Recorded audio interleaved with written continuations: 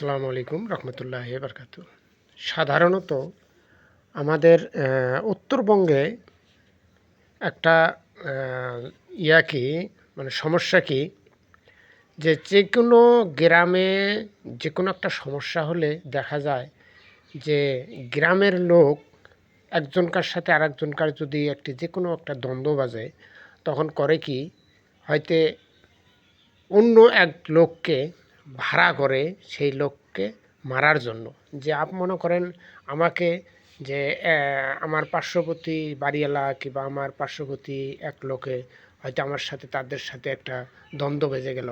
তো দ্বন্দ্বটা হয়তো আমরাই মীমাংসা করব, আমরাই হয়তো সেটা দেখবো। আমাদের গ্রামে মেম্বার আছে, চেয়ারম্যান আছে, হয়তো তাদের সাথে বসে এটা সমাধান করব। কিন্তু আমাদের এলাকার যেমন সুন্দরগঞ্জ, নাকশলা, খোর্দা, এর ভেতরে যদি কোনো পারিবারিক যদি কোনো ভাই কিংবা বোনের সাথে আমার একটি দ্বন্দ্ব লাগে, তখন দেখা যায় কি, যে অন্য গ্রামের মানুষকে ভাড়া করে নিয়ে আসে সেকে মারার জন্য। অনেক তার উপরে প্রেশার তৈরি করে, তার উপরে মালামত শুরু করে।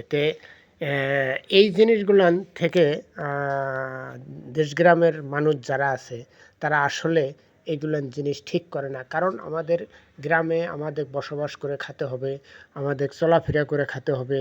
আজকে তুমি অন্য মানুষকে ভাড়া করে নিয়ে আসলে, আমাকে মারলে, কালকে হয়তো আমি আবার ফির আরেকজন কাকে ভাড়া করে নিয়ে আসবো, নিয়ে আসে হয়তো তাকে ফির আবার মারবো। কিন্তু এই জিনিসটা ঠিক না। এই জিনিসটা গ্রামকে বুঝতে হবে, গ্রামের মানুষকে বুঝতে হবে, গ্রামের ছেলেপেলে আছে তাদের বুঝতে হবে, গ্রামের মহৎমণ্ডলী যারা আছে তাদেরকেও বুঝতে হবে যে এই জিনিসগুলো আসলে ঠিক হবে না।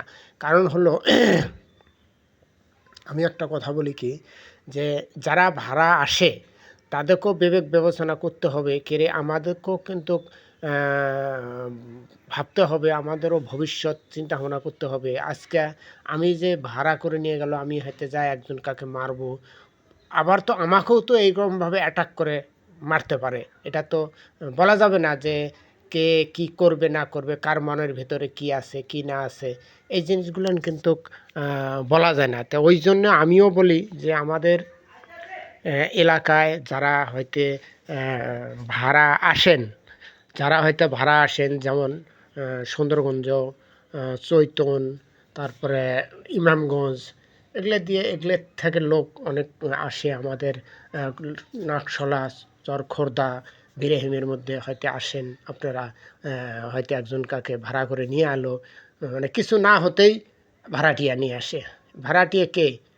ভাড়াটিয়ার ওখানে তো কোনো কথা খাওয়ার প্রয়োজন নাই। ভাড়াটিয়ার তো আমাদের এলাকায় ভাড়াটিয়ার তো কোনো দরকার নাই। কারণ আমাদের পারিবারিক দ্বন্দ্ব আমরা আমাদের গ্রামের মহৎমণ্ডলী আছে, যারা ছেলেপেলে আছে, তাদের নিয়ে বসবো, বসে যেটা হয় বিচার সেটা করব। কিসের আবার ভাড়াটিয়া?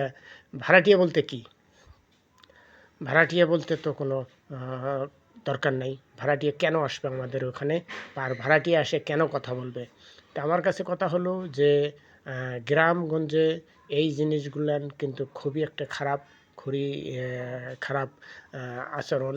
এই জিনিসগুলান থেকে আমি কই যে গ্রামের মানুষ হয়তো এই জিনিসগুলান থেকে বিরত থাকবেন।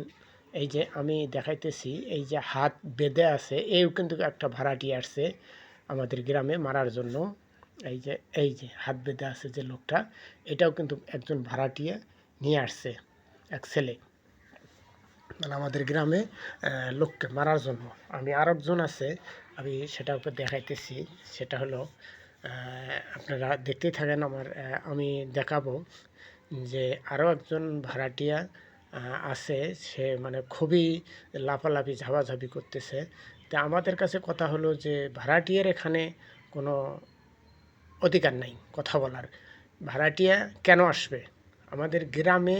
কেন ভাড়াটিয়া আসবে? এই এই জিনিসগুলান কেন জড়াবে?